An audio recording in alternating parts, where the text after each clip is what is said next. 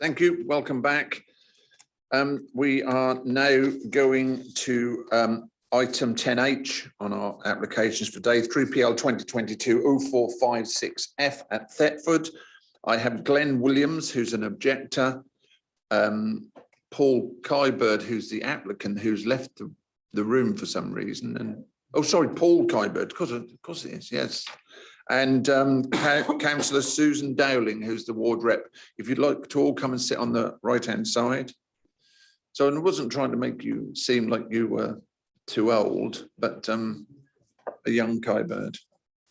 And Councillor Robert Kybird is the one who's left the room.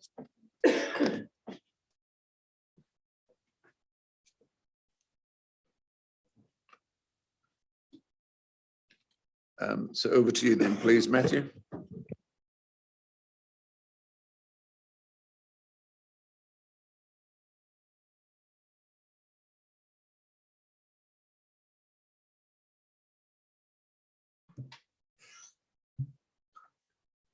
All right, good afternoon, councillors. So this is a planning application at Thetford.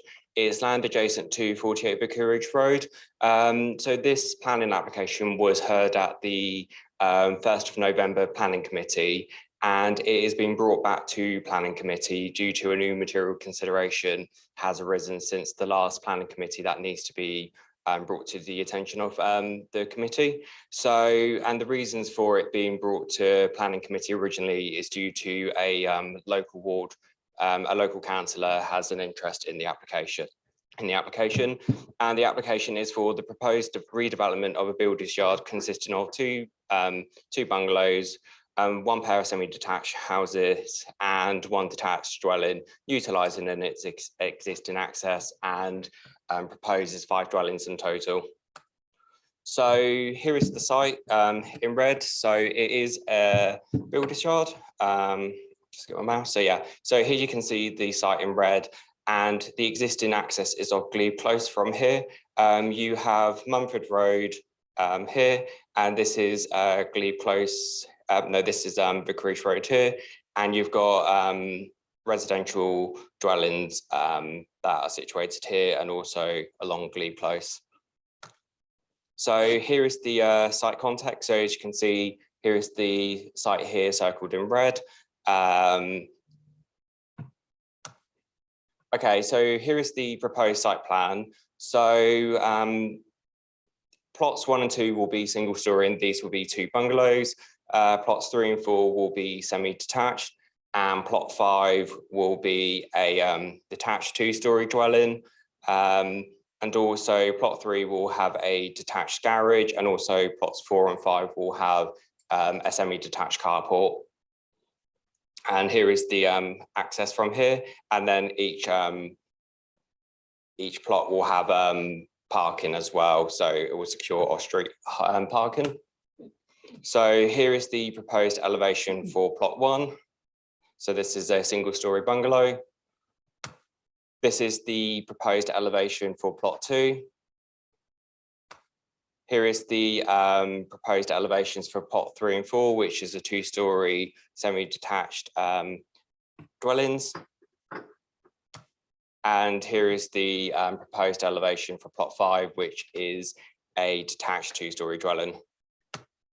And here is the proposed floor plans for plot 1. So this will be 2-bedroom. The proposed floor plans for plot 2. So this will be a 1-bedroom. Here are the proposed floor plans for plot 3 and 4, and these will be 3 bedrooms. And here is the proposed floor plan for plot 5, and this will be a 4-bedroom. Just to confirm that all of the dwellings do meet minimum space standards as required by policy How10 of the Breckland local plan. Here is the proposed elevations for the carport for plots 4 and 5, and also for the garage for plot 3. Okay, so as I mentioned, that there was a new material planning consideration that has arisen since the last committee. So adjacent to the site, so around here, there is a pipeline that is managed by Exolum. So any development that is situated nearby the pipeline needs to be considered. So Exolum has had discussions with the applicant, and they've also had discussions with the local planning authority since the last planning committee. I can confirm that Exolum has raised no objection to the proposed development, and they have requested for 2 conditions to be imposed. So just to sort of explain this, so okay, so just to explain this site plan. So as you can see, you got the development here. So these are the proposed dwellings. So the part in red, so the part that is hatched in red, so this part here is the is basically to represent 3 meters from the Exolum pipeline. The purple hatching represents opportunities for the availability or storage of materials. And then the green hatching, which is just here, represents pedestrian access. The reasons why we need to secure this work is because any construction that takes place, we need to ensure that it does not have a detrimental impact on the pipeline, and Exolum are able to have access to the pipeline at all times. I can confirm that a construction and operations management plan during the construction of the development has been submitted, and Exolum raised no objection to this alongside this site plan here as well. And they have said that they've got no objection to the proposed development, subject to the 2 conditions that have been imposed or recommended in the officer report. And also just to provide a further update from last time. So previously we sought delegation for matters on ecology as we'd not had comments from our ecological consultant. I can confirm that our ecological consultant has since returned with comments since the last committee. And again, they've raised no objection, subject to 2 conditions that have been recommended within the officer report. So just to run through some pictures. So this is the site. So this is where the semi-detached and the detached 2-story dwellings will be situated. This is where the 2 bungalows, so plots 1 will be situated here, and then plot 2 will be situated around here. I can confirm that the existing structures will be removed from site in clearance for the erection of any new dwellings. This is the existing access, so this is utilising the existing access from Glebe Close. So there is a neighbouring property that is adjacent to the site here. This is a looking out from the site as you come from the access. And this is just a closer one. And then there are properties that run to the rear. So these are properties, and these are the rear of these dwellings from Vicarage Close. And then just another picture of the site as you look towards Mumford Road. So the officer recommendation is one of approval subject to conditions, including new conditions relating to Exolum, the oil pipeline, and also ecology. And just to confirm that the site does sit outside of the nutrient neutrality area physically, and foul water does not drain into the catchment area. So it can be screened out regarding nutrient neutrality. And we have also secured the relevant unilateral undertakings and the £75 monitoring fee regarding GeoRAMs, so that can be secured as well. Thank you. Matthew, before you go, can I just ask you just to go back just to show the last couple of photos and confirm that the pipeline runs along that fence line? Oh, yeah, not a problem. Just trying to go the wrong way. Oh. Yeah, so this is where this is the access here, and I can confirm that the pipeline runs along this boundary here. And the last 2 photos, were they? Yeah, so as you can see, so this is sort of looking into the site. So this is where the bungalows will be erected. And then as you can see, there's fencing in the distance, and this is where the pipeline runs along. Okay, thank you. Thanks for that, Matthew. Councillor Dowling, would you like to go first or last? Okay, fine. I've got Glenn Williams, please, who's an objector. You have 3 minutes, sir. Hello. All my original objections stand. The second submission to the Planning Committee is required due to the apparent omission of any reference to the pipeline company Exolum's letter dated 17th of October in the first submission. Now, any reasonable person might ask why in the first report and at the subsequent meeting on November the 1st, There was no reference to this letter or any associated documents. Now, I do not know the intricacies of the Brecon planning process, but said reasonable person might believe that 15 days is more than enough time to add a small addition to the report before the meeting.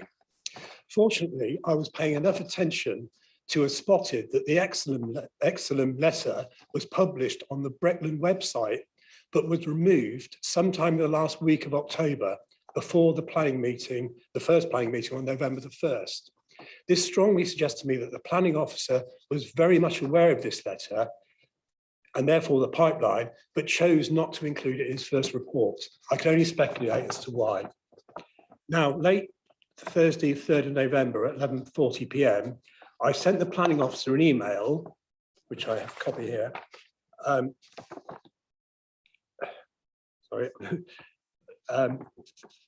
I sent an email making it quite clear that I'd seen the letter before it had been removed from Brecon website. Now, I have no idea when or even if he read my letter, email, but the interesting thing is that by Monday, the 7th of November, one working day later, the letter from Exelum reappeared on the website with its current timestamp, and that still exists. Incidentally, the signature on this version was not redacted as on the original.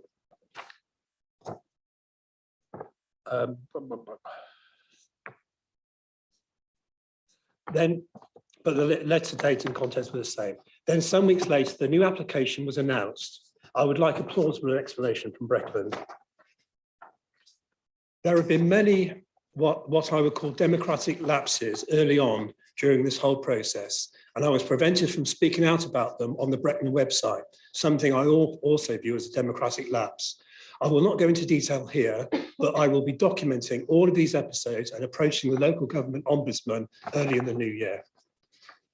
Given that the applicant in this case was on Thetford Town Council planning for, I believe, a long time and is currently on the Brecon Planning Committee, the process has to be seen to be whiter than white so that no accusations of cronyism or greasing the application through the planning process could be made. When I spoke at the first meeting, I talked about the report containing a number of errors, as did my town and district councillor, Susan Dowling.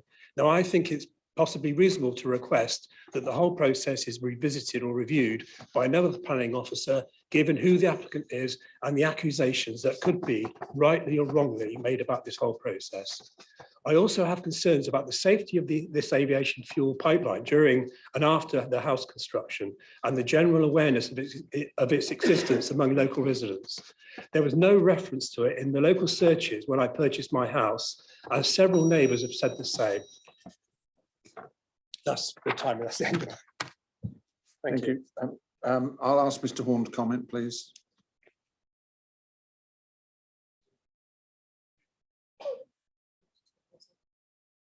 Oh, sorry.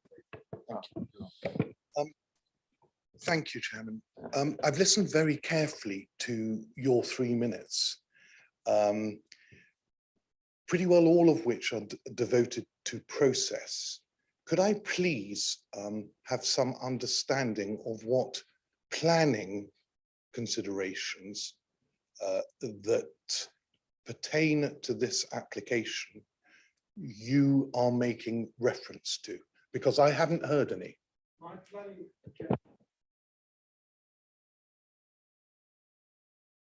My objections are the same as they were, as I said right at the beginning. My original objections stand. I've made my planning objections. I have several concerns about the process, which I believe that I've got every right to bring to light here.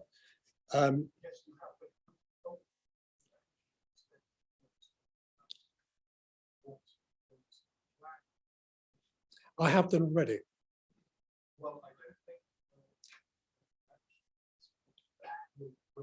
Well, there's no point me going over old ground. I'm trying to hold Brecon Council to account, and I want to do it publicly, and I'm going to do it publicly, and I'm going to put a letter into the local government ombudsman because there have been quite a few democratic lapses in this process. That's what I'm here to say. I've said it. That's it.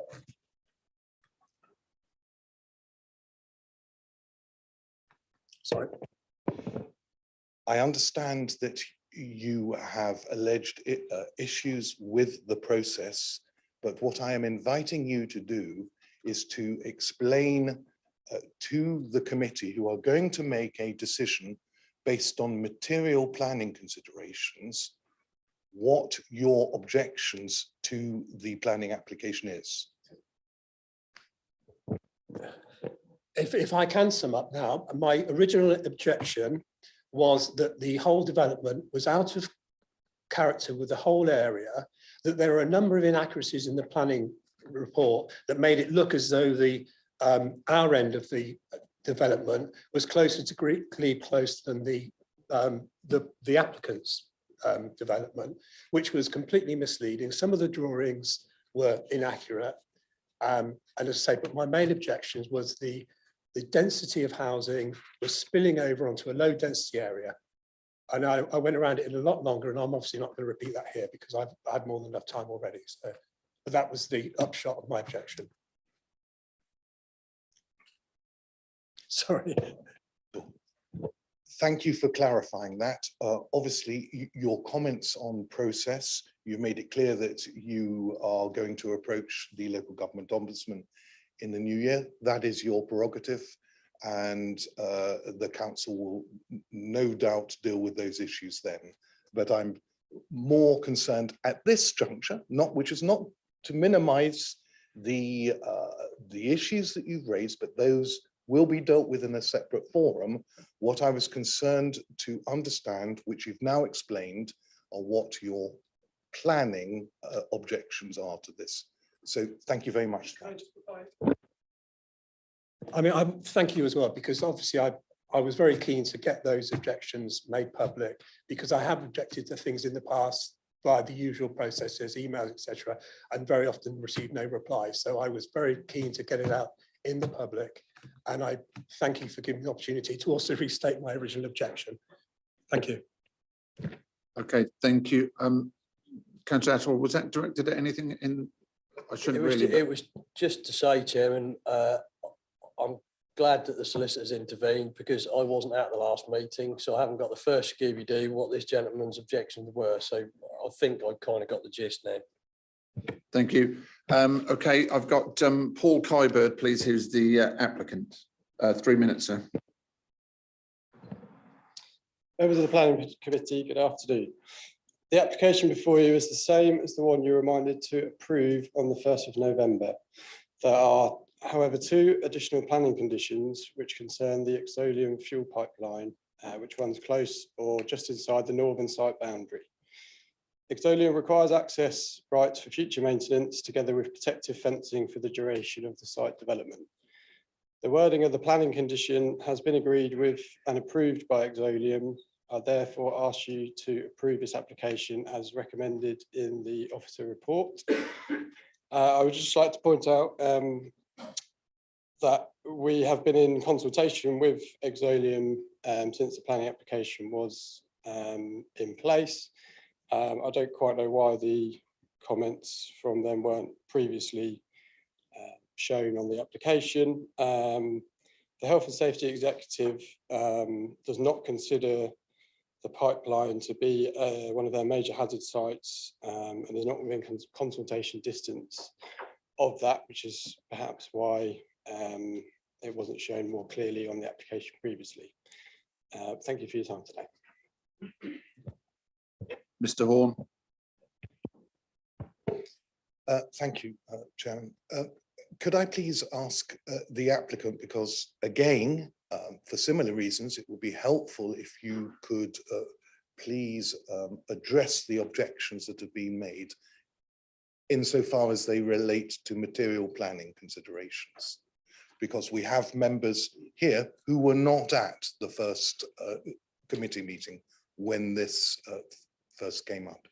So could you please deal with those planning issues?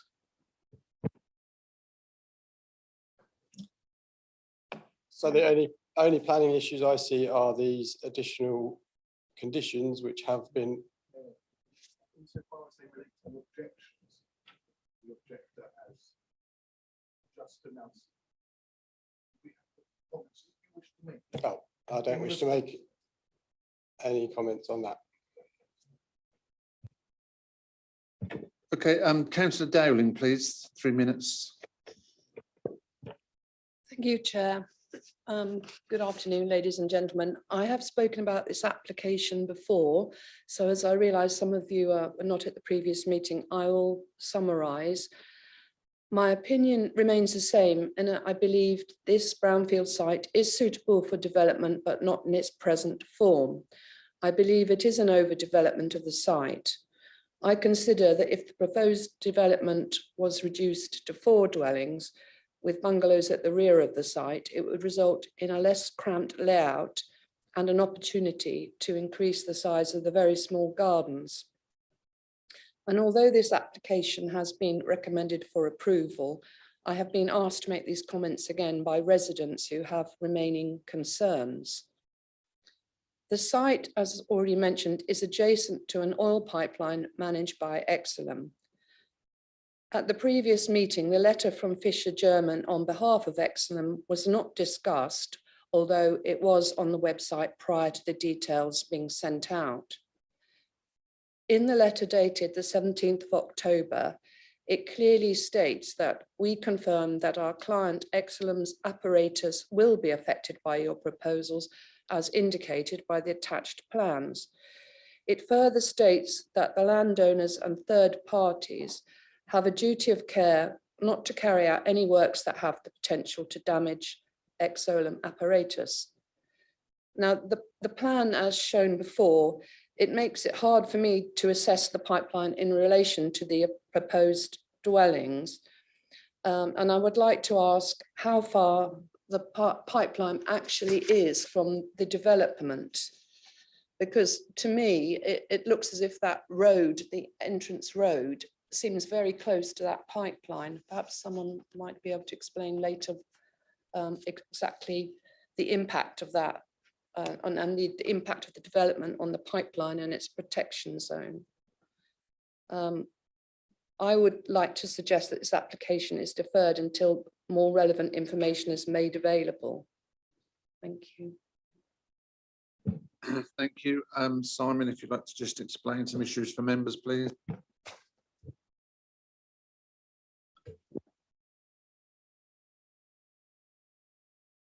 Yes. Yeah, just to clarify, members, how we have to look at this application. Members were minded to approve this application at the earlier November committee.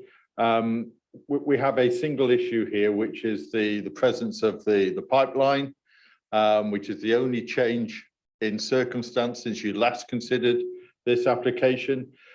There has been discussions both with officers and with the applicant, with Exolum, and Exolum are satisfied with the location of the development and the construction operational management plan that is tied to the consent by condition. So we have to basically be looking and saying, what impact does that pipeline have on the decision we made? The people responsible for that pipeline are satisfied with the work that is being done to mitigate and protect its location. Thank you, Chairman. It's open to questions from members. Sorry, Councillor Plummer and then Councillor Attwood. Thank you, Mr. Chairman. Can I come through the chair and ask, is this gentleman accusing us of something, or is it just the planning committee, planning officers? Because I was a little bit taken aback. No, that's not up for discussion. You're here as a planning committee today, and so you are discussing the agenda item. So any other issues will be taken up with the legal team. Thank you. Councillor Attwood, please. Thank you, Chairman. Could you indulge me, because I wasn't here at the last meeting and I'm slightly confused about the garden layout. So you got the layout of the dwellings. So if you could bring that plan up on the screen, please.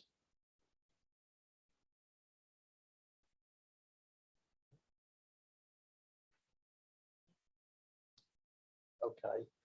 And there was also a plan that came up showing the areas where the pipe is. There was a red zone and a purple zone. So am I looking at this drawing the same way up? No. Right, so can you rotate it? Because I don't know what's going on here.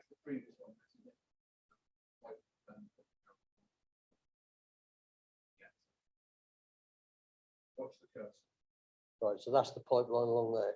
Because what I was concerned about is that there, with the areas that have to be managed by the management company, there was now some incursion onto the gardens that were originally discussed. So that's not the case. Okay. Thank you. Councillor Wilkinson, please. Thank you, Mr. Chairman. I thought I did hear the pipeline mentioned in the last planning meeting. But they've obviously now come back with details, which I think is enhanced their access to the pipeline. Because it looks like it's a forgotten pipeline, doesn't it, under those trees and under the hedgerow.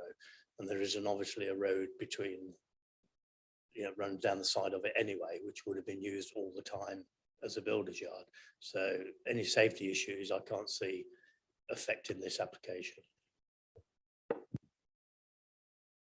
Sorry.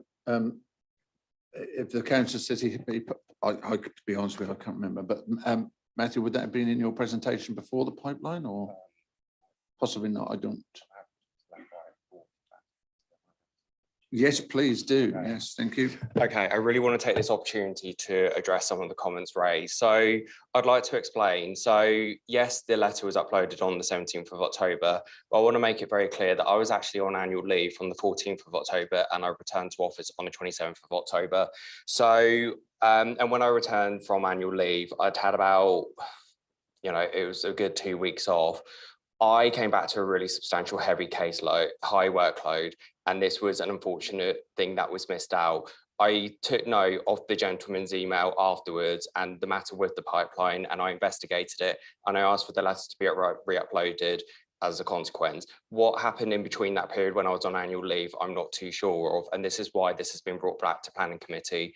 I was aware of the material consideration from that moment, and this is why we decided to bring it back to planning committee with the discussions with Exolum as well with these conditions. The concerns were taken very seriously, and that is why it was maybe an unfortunate oversight on my behalf. However, these have been taken very seriously, and this was not intentional, and it was due to being on that annual leave, and I had to unfortunately front load that process when my report was sent for sign-in.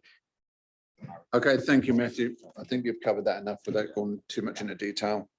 We don't need snapshots of your holiday. That's fine. Any other questions from members, please? Councillor Plummer. Thank you, Mr. Chairman. Just to give some of the committee some ideas, we have a high pressure gas line go through our property. They check it fairly regular. So we're within, 15 metres of it. So, and that's a gas line, not an oil or whatever this is. So that is checked. They check it and they keep an eye on it, and they have access to it. We can't stop them having access to it. Just to confirm that that's what's happening. Exolum have been made aware of the development and the pipeline, etc., as the officer has explained. But thank you for your comment. Okay, on this item at Thetford 3PL 2022-0456F, your officer's recommendation, this is one of approval. Could I have a show of hands, please? And those against? 2. 5-2. This item is approved. Thank you very much for your time, ladies and gentlemen. We're going to go half an hour, but I think we'll do it. We'll try our best to do Old Buckingham, because I've got Matthew here ready. Is that okay, or did you want to? Oh, okay. We'll go to Leeds. Sorry about that. Don't flinch. We're going to Beeston, 3PL 2022-0833. And that's Councillor Tony Townsend of the Parish Council and Oliver Ashford, who's the agent. Oh, sorry. Councillor Kittle-Morris. Chairman, I called this into Chairman's panel, and that's why it's in front of you today. I am going to support the Parish Council, therefore I predetermined my position on this application. So I will speak to it, but I will not vote. Now, do you want me to stay here or go over there? I think you'll be okay to stay in the room. Yes, you can stay in the room. That's fine. Okay. Well, Lisa's just uploading. Can I say at 12:30, that the other applications at Old Buckingham Spall, we will have to take after lunch. So we'll break for about half an hour for lunch. I know members would like longer, but so if you want to stay until this end one, and then we'll break for lunch, and then like I say, I'll give you an exact time when we will restart. Thank you.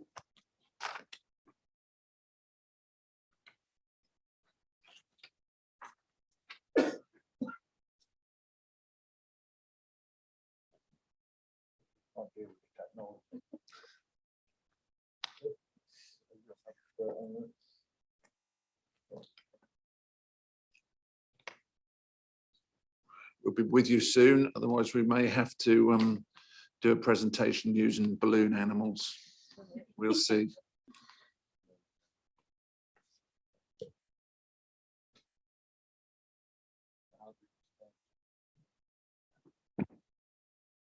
Sorry about that. Okay, so the application seeks full permission for the erection of a rural workers dwelling and double carport on land associated with New Farm, Fransham Road, Beeston. It's just an area highlighting the site there. The red line showing the site with New Farm to the north here. The application follows an outline permission for a new single detached dwelling for use by an agricultural worker. This is an extant permission, therefore the principle of the rural workers dwelling in this location has already been accepted. This is just the red line site of the outline that was previously approved. There have been previous refusals on the subsequent full applications due to the overall scale and design of the proposed dwelling, but not the principle. So this is the current site plan of what's proposed today. The recent proposal is considered to be a reasonable compromise, with the last refused application proposing a dwelling comprising of 220 square metres of floor space with a cantilevered design. So this was the previous ground and first floor plan of the previous refused application. And the current floor space measures 169 square metres, and the design has been simplified and is considered reflective of the area. It comprises of 3 bedrooms, which is considered acceptable to cater for a family, and the proposed design and dwelling type is not considered to be a type unusually expensive to construct. And in terms of the construction cost, the agent has confirmed that the anticipated build costs will be approximately £1,450 per square metre. So this is the current floor space proposed with the previous refused floor space. You can see a significant reduction. This is the ground floor, first floor. This was the previously refused design, which had this cantilevered stepped in element. And this is the current proposal, which is considered a more traditional rural farmhouse. There's been no statutory consultee objections to the proposal. You'll note from the report that the Parish Council have objected to the proposal primarily due to its size, but for the reasons outlined, it's considered acceptable, with the outline permission being a material planning consideration. And it should also be noted that there were no restrictive conditions on the outline approval limiting its size. So in light of these factors, the proposal is considered acceptable and recommended for approval, subject to nutrient neutrality matter being addressed, as the site lies closely adjacent to the catchment and considered likely to run into that area. And this is just a site picture, sort of looking in the direction of the dwelling itself from the access and the boundary with New Farm and the access. Thank you, Chairman. Thank you. Councillor Tony Townsend, please, the Parish Council. Can I just ask if you're Chairman, Vice Chairman or Councillor? You're the Chairman. Okay, that's fine. Thank you. You have 3 minutes, please. Good afternoon, everybody. The PC objects for the following reasons. The proposed rural workers dwelling is considered to be too large to be sustainable in accordance with HOU 13 paragraph 5. Outline was granted in application 3PL 2020-1462/0, The design and access statement for that application in paragraph 3.7 states the aim is to provide a medium-sized 3-4-bedroom property for a warden. Condition 16 of the permission states the design permitted at the reserved matters must comply with condition 5 of HOU 13, namely, the proposed dwelling is no larger than that required to meet the functional needs of the enterprise, nor would it be unusually expensive to construct. The design proposed is considered too large to meet the previous statement permitted as part of the outline application. The design proposed is 169 square metres with additional parking spaces and outbuildings, which appear to be an additional 65 to 70 square metres, totaling 234 to 239 metres. Research from RIBA shows that the average floor space for a 3-bed property in this region in 2015 was 93.5. Therefore, when comparing the average floor space, it's clear that the proposed is excessive for a 3-bedroom property and can hardly be described as modest, as attested in the approved design and access statement outline. The PC accepts that the outline has been granted on the site. The outline application states that the dwelling will be sited within 150 metres of the existing farmhouse. However, this can only be achieved on foot, and vehicular access would require a longer route involving access to the public highway. The PC would therefore suggest that a more suitable location would be closer to the entrance of the field from Fransham Road. In recent years, the applications have been permitted on this site for significant extensions to the main farmhouse and conversions of redundant barns adjacent to the farmhouse for leisure use. In hindsight, a more sensible approach could have been to use the redundant buildings for extension and conversion to provide the rural workers' dwelling now required. And for these reasons, the PC feel that the modest accommodation suggested in the outline application and not the size and style of the dwelling proposed in this application would be more appropriate for the size specified. The small holding is 40 hectares. And for these reasons, the PC objects to the proposal contained within his reserved matters application. Thank you, everybody, for my shaky presentation. That's fine, thank you. The agent is here, Mr. Oliver Ashford here is for questions only. Are you okay with that? Fine, thank you. It's open to questions from members. Do members have any questions regarding this application? Councillor Kittle-Morris. Chairman, I will speak as a ward member. Remember that on the application, on the papers before you, not only Beeston Parish Council, but Fransham Parish Council made similar comments about the size of the dwelling proposed in this application. What I'm concerned about is two factors. Is the build cost £1,450 a square metre. I would venture to suggest £1,800 a square metre, which would give about £304,000 worth of build costs for that particular dwelling as presented at the moment. In the current application, there is a letter from the agent stating that all the costs for that build will come from off-site, i.e. they will be from donations or other businesses that are going to put money into that. It is not from this business. This business, as if you look at one of the maps that are supplied with the application, about half of this business is rented out to a local farmer for haylage work, 1 or 2 cuts a year. The rest of it is for wildlife work. I would suggest that, as the chairman of the parish council at Beeston has just said, that it doesn't tick the boxes in accordance with HOU 13 para 5, and it is too big and is not sustainable in the future. What I'm concerned about is if this gentleman who owns the farm at the moment decides to give it up and sell it, then you haven't got a viable farm for anybody else to take over, because it's a wildlife place. So this building will become redundant, and that's my big problem in the future, is you've got you're going to, if you allow this, you'll allow something on in the countryside, which eventually may be, how can I put it, redundant in terms of rental. I was privileged to know the previous occupants of this. I was acquainted with the previous occupants of this, and I had lots of tours around it. They used their 95 acres as a garden, not as a business. So it was, they planted a lot of trees and they planted a lot of vegetables and they planted a lot of flowers, but they did not have a business. So when it was taken over, it was not a good business. It was run in high level stewardship, but it was not a business. So my contention to you is that this is not a sustainable location for this.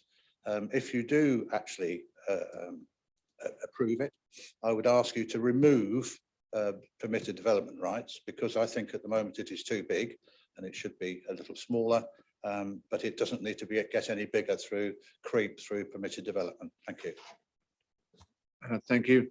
Could I ask the agent if he would like to respond to some of those comments, please? Thank you, Chair. Just on the size, I know it's been reduced by 100 square metres from the original application of 169, so it was 269 previously. With regards to the needs for an agricultural worker, there is clearly a wildlife warden application for a dwelling, and that meets the criteria of policy HOU 13. There is no location that anybody could live in to be able to maintain the use on the site. And it's obviously small. By reducing the scale of the proposed dwelling, we've considered it appropriate in terms of its location. So in terms of recommending for approval, we support that. Councillor Wilkinson, please. Thank you. Yeah, it says that in the reports that an employee has to be on site at all times. Is that for security? Because I could only see a field where it's going to be built. I couldn't see any livestock needed to be attended, which is normal, or security for livestock or machinery. I can't see anything there why somebody needs to be on site and ready available. Yes, that's for security. For what? The field? Or is there stock in the field, or is the farm machinery stored there? Well, it's a wildlife workers dwelling, so it's going to be obviously used for wildlife on the site. Yes, Simon. Just to clarify, this application already has outlined consent in terms of the location and the principle and the controls on it. So it's not possible to revisit that principle and those issues as part of this application. I hear what's been said about removal of PD rights, and if members feel that that's appropriate, then we can add that as a condition to any decision notice if members are minded to approve consent here today, because it's not included within the report, but I can understand the reasoning behind it. Thank you, Chairman. Thank you. Any further questions? Councillor Plummer, please. Thank you, Mr. Chairman. It's becoming much more difficult to get any farm staff, as I should know. And the only way you can entice them is either a very nice property that they can live in, because a lot of the time, you know, they can't live in villages because they have to maintain, and security is becoming quite a thing in this part of the world now. So I'm a little bit, not worried, but concerned that we should restrict the size of a property for a farm worker when you're trying to attract them into the countryside. That's just a thought. I'm not criticising anybody, but you know, if you start saying a house can only be so big because that's being built there, we're starting to get a little bit into dangerous ground, because you know where I'm coming from, you know, and I think this is a good property. It's a good size, and personally, I like the first design better than I do the second design, because it looks so much nicer. But that's my personal opinion. So I'm in favour of it, because if it brings another person into the countryside who works on the land, that's a good thing. Thank you, Mr. Chairman. Yeah, just on a larger operation, and I fully agree with you, because to attract the right type of person, give them a really nice house and they'll come and work for you. Councillor Attwell, please. Yeah, just to follow up what Councillor Plummer said. The reason we've got the agricultural workers thing in here is because you wouldn't normally get something like this built in that location to start with. So you have got to have something that is sensitive to the surrounding area. But I sort of picked up on what Councillor Wilkinson said. I've got concerns about this being a going concern and what actually the agricultural element of this is. We're talking about security for wildlife, but I wonder if somebody could just expand on that for me, please, because this doesn't seem like an agricultural operation. Well, I think you'll probably find it comes in under the umbrella of agriculture because it is a wildlife operation. So obviously they will be establishing an environment for wildlife to be there. So I'm not sure how wide we're going to go into rooming deer or squirrels or foxes or what have you. But that will be the type of thing that needs to be protected in its own right. In other words, you know, if it was just someone on a motorbike might decide, oh, there's a nice lane there and go hurtling through the fields. I don't know, but I don't know if Simon would like to increase on that. Yeah, just to clarify that it's a fairly catch-all in terms of not only agriculture, but other rural enterprises as well. So it's quite a broad brush. There's something that needs to be in a specific location to serve the enterprise with which it's associated, essentially. And go back to the point that this has been dealt with already and agreed in principle. So what we're looking at here effectively are the details. Councillor Attwell. Yeah, thanks for that, but indulge me because I wasn't here at the meeting when this was discussed at outline. So I'd like to understand what exactly are we protecting here? Because there's fairly open countryside around there, to be honest. So what exactly are we protecting? What is it? Is it an existing business or is it a new enterprise that's going to be formed? I'd like to understand what it is that we're actually protecting, please. Okay, then I think Councillor Kittle-Morris in his statement covered that, which was the previous people had it as garden and I don't know, orchard or what have you, and that type of thing.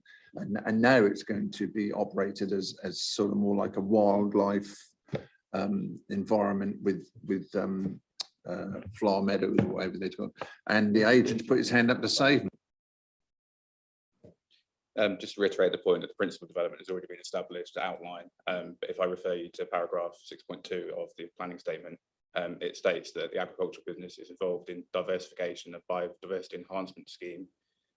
So that's what the dwelling will be used for. But as I say, the principal development has already been established. Yeah, so what you're here to discuss is the plan in front of you. I will indulge you, just go on another one. I'll shut you. Okay, so are we protecting animals or are we protecting wildflowers? I don't mind. Protect whatever you wish. The design is there. That's what this is for. This is brought back. It's been approved on outline, and it's here for you to approve the development in front of you. Councillor Wilkinson. Can you also confirm, was this delegated outline plan or did it come to committee, and when did it come to committee? So I can't remember.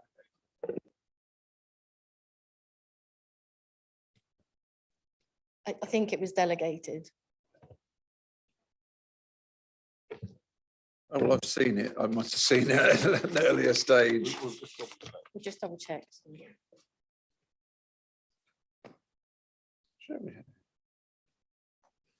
Just one sec. I had a feeling we had it here, but no one else seems to know.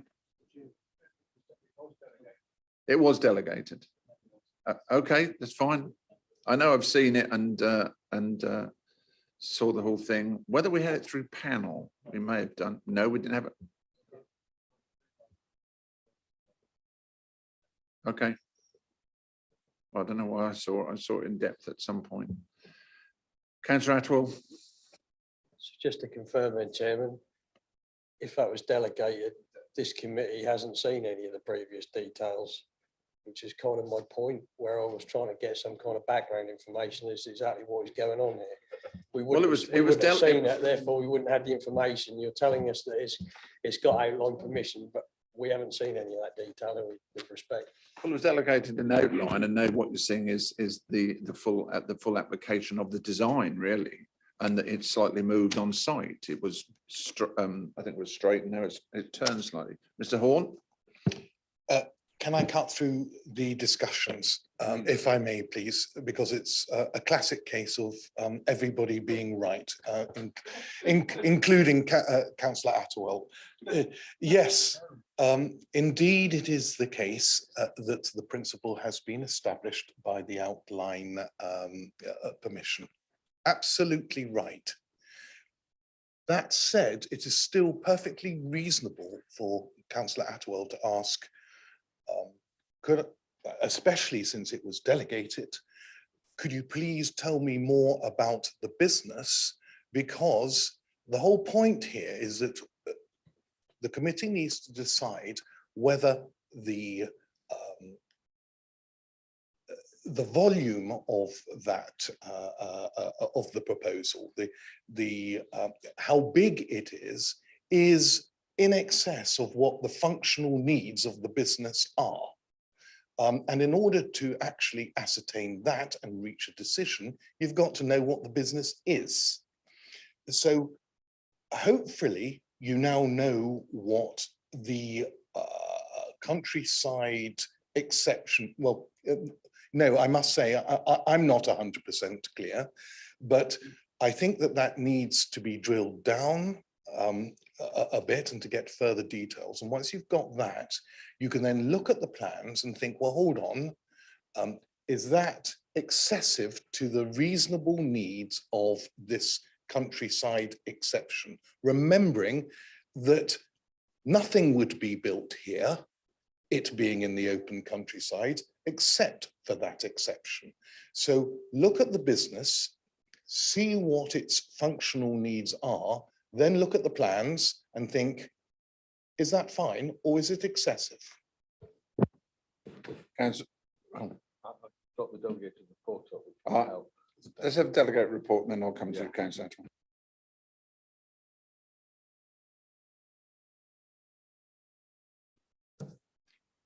Sorted.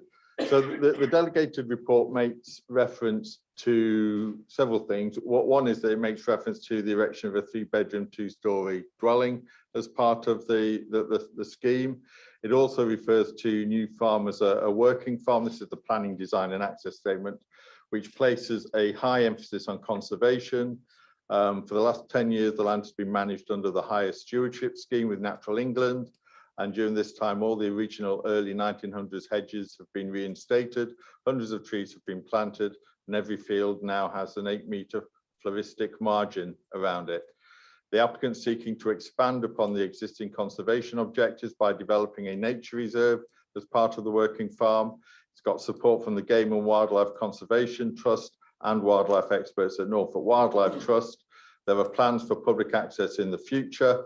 Any remaining commercial farming would be complementary to nature conservation, and the proposal was to erect a rural workers dwelling to be occupied by a live-in warden. What I would say is that in regard to the requirement under planning legislation to provide biodiversity benefits and enhancements, and also issues we have around nutrient neutrality, the use of land in this way is something that we will, as officers, need to be encouraging, and I suggest as an authority we will need to be encouraging to enable us to fully address nutrient neutrality, biodiversity, net gain, to enable development to continue. So these are sort of schemes, I'm not talking about the merits of the dwelling, but these sorts of schemes are something that we will see a lot more of in the future coming forward. Thank you, Chairman. Thank you. I will take your accounts out, or just to cover my own back, was reason for committee consideration is the application is brought to planning committee at the request of the chairman's panel, but that wasn't the original one. It was this one here. We were told that there's this and it's going to be rejigged, and so it initially seemed simplified, but I had a feeling that Councillor Kittle Morris brought that to chairman's panel. You did. Yeah, that's what I'm saying. I knew I'd seen it before. That's what got me a bit confused with panel and committee. Councillor Attwell. Thank you, Chairman, and thank you for clarification to our solicitor. That's just raised 3 points for me. The first one is, you just said that the outline permission was for 2-bed, 2-story. You said 3, beg your pardon, I misheard that, that's fine. In terms of physical size, how big is this reserve that this worker is supposed to protect?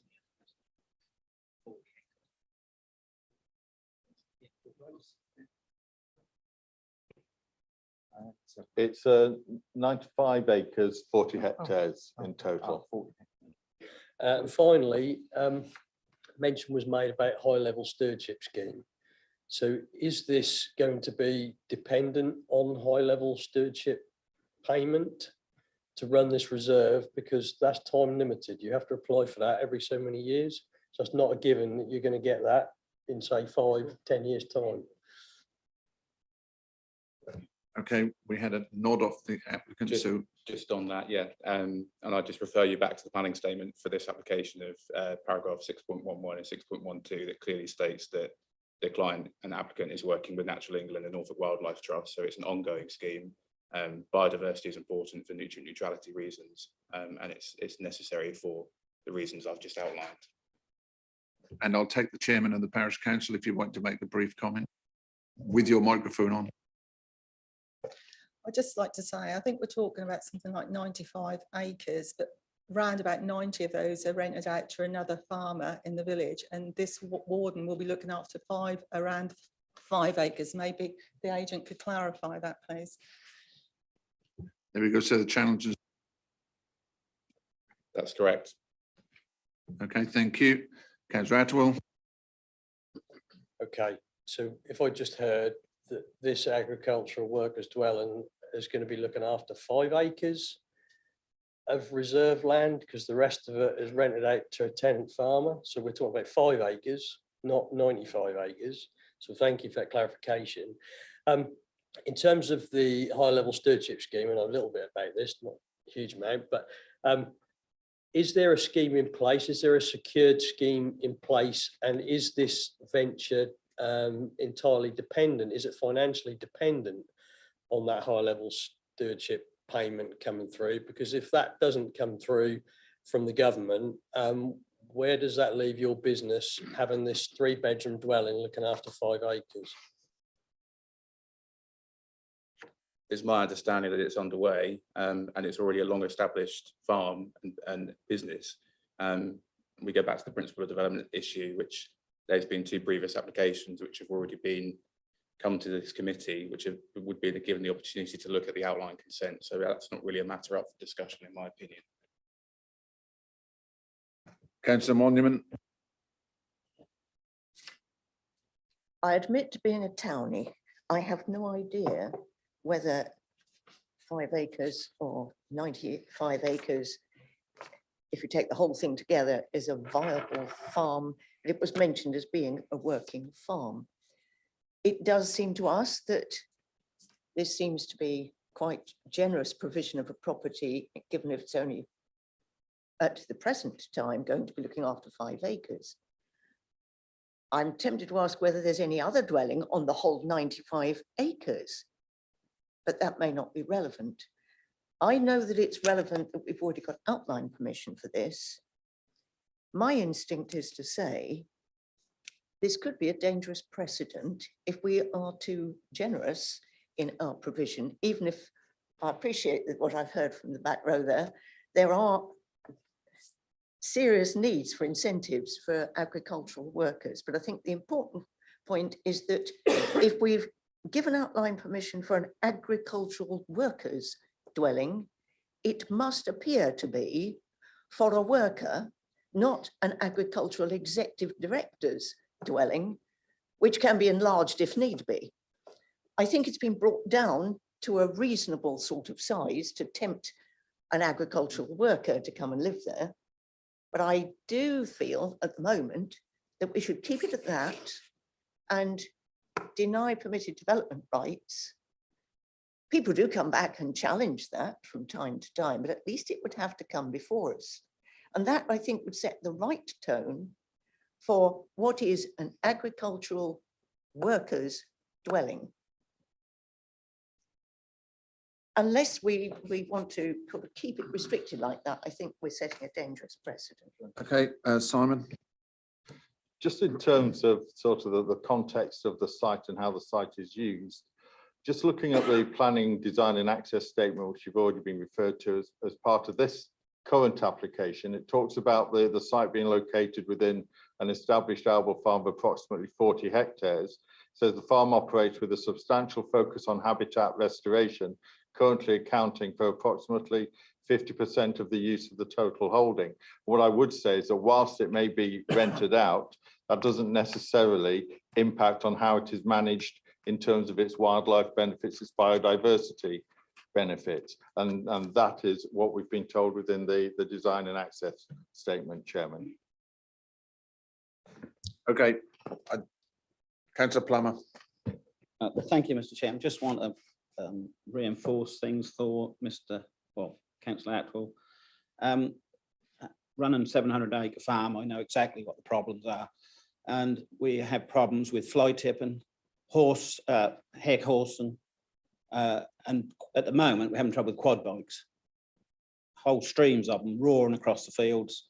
And if you don't have security and don't have somebody who can either monitor that, you're in a muddle. So I'm just putting that in for you. Thank you. Yes, thank you for that. I think we've exercised this quite well. Yes, it has confusing elements in it, but I'm going to take the boot on it with regards to this item at Beeston.